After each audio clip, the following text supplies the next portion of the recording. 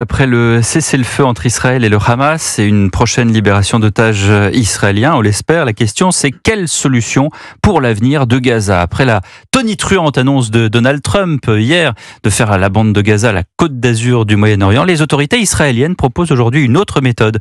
Bonsoir Wilfried de Villers. Bonsoir Pierre, bonsoir à tous. Et ce qu'ils proposent aux Gazaouis, c'est un départ volontaire. Oui, c'est ce qu'affirme le ministre de la Défense, Israël Katz, qui a ordonné à l'armée de mettre ce plan sur pied. Selon lui, il permettra à tout habitant de Gaza qu'il souhaite de partir vers n'importe quel endroit du monde qui accepte de l'accueillir. L'armée travaille donc sur différents scénarios pour proposer des options de sortie de Gaza alors que l'enclave est totalement isolée et que ses habitants ne peuvent plus en sortir depuis le début de la guerre en octobre 2023.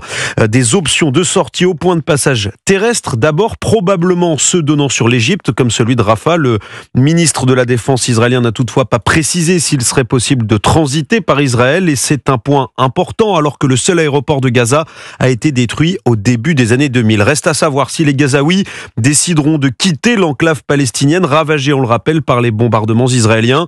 L'annonce de ce plan intervient aussi 2 jours après la proposition de Donald Trump d'une prise de contrôle américaine de Gaza et le président américain persiste et signe aujourd'hui. La bande de Gaza pourrait, dit-il, être remise aux États-Unis par Israël à la fin des combats, tout en assurant qu'il n'enverra pas de soldats dans la région.